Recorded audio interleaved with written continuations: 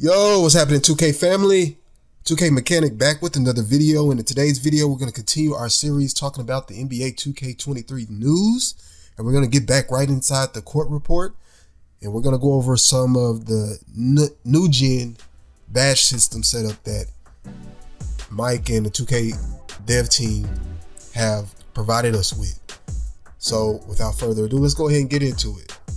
So it says, the most impactful change when it comes to building players is in the form of a new badge system for new gen. When looking at telemetry from previous years, we've noticed the players often gravitated towards the same badges and as a result became a little overpowered by stacking certain badges together. This year, we're moving to a tiered badge system. There are 16 badges per attribute category, 8 in tier 1, 4 in tier 2, 4 in tier 3. Tier 1 badges are the least powerful for your player, but also cost the least amount of badge points. Cost goes up as you climb the tiers and acquire the more impactful badges. The basic idea is that you'll need to equip a certain number of badges in the lower tiers before you can equip badges in the highest. The motive behind this change is to encourage players to make some tough choices when creating their badge recipes, make loadouts more valuable as a feature, and bring a better overall balance to the badge game in general. Along with tiers, we're also introducing core badges, which are 4 unique badge slots, 1 in each attribute category, that can be filled with badges that don't count towards your badge points. Each badge will have a challenge requirement that, once met, will allow the badge to be placed into the core badge slot. We've also made several changes to the badges themselves, which are highlighted below. So what do y'all think about that? I think this is new and refreshing. You know, originally when we started, we had we've had badges for a while, but before, back in 17, 18, and 19, we had to do certain things to get the badges, to unlock them, and they were kind of set.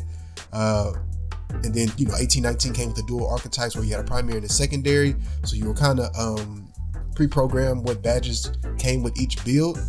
But since 2K20, you kind of had to get your own, not get your own, but you had the chance to put your own badges up, depending on how many points you had, right? So 21, 22 kind of pretty much the same system where you can interchange and change points on the fly. So now we're coming up with a new badge system. So I think that'd be interesting, y'all, for us to kind of go through and figure out. Stuff like that gets me excited because you got a new system, new mechanic.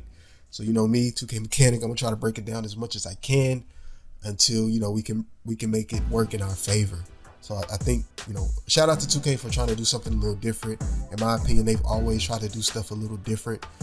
Although we may have, as the community, we may have rendered some of those changes kind of obsolete with how we go about cheesing and all the stuff like that y'all call it. So hopefully this will help us and we can balance things a little bit. All right, so let's get into the finishing portion of the badges, right? So let's look at it real quick. So on the finishing, some badges that they changed or added. So let's look at the first one. Slithery makes it easier to gather through traffic, avoid collisions and strips. So it sounds like they put Slithery and Ball Stripper together, because pretty much Slithery did this before. So it sounds like they put Slithery and coupled that with Ball Strip or Unstrippable. I think it's Unstrippable, right? All right, so the next one is Masher. Increases the ability to finish inside layups over defenders. So is this Grace Under Pressure? Do we still have Grace Under Pressure? Is this kind of like the new Grace Under Pressure badge? But they put Grace Under Pressure and Fast Twitch together. Maybe they put Grace Under Pressure and Fast Twitch together, which I think that might be Masher, right? So, but that also leads to the question, how well did they fix Paint Masher, right? So if I got a tier 1 Masher badge, right, how does that stack up with the other defensive badges if they've improved paint defense? So it sounds like to me, just looking at the description on this badge, that they're keeping the same system as far as paint defense that we had before, but they probably fine-tuned some of the calculations and algorithms to match whatever they wanted to in 2K23. All right, so the next one is Aerial Wizard. Ability to successfully complete alley-oops and putback. So they combined Lob City Finisher and putback boss together with Aerial Wizard.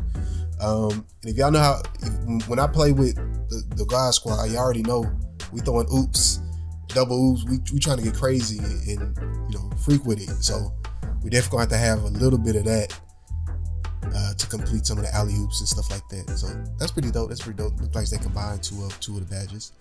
All right, bully like Giannis and LeBron, able to finish strong by bulldozing through traffic, and they removed the badge hook specials. Now,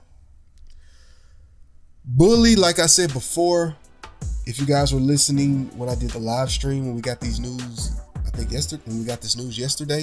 Now, bully, I'm curious to see how that bully gonna work, y'all. I'm very curious to see how bully's gonna work.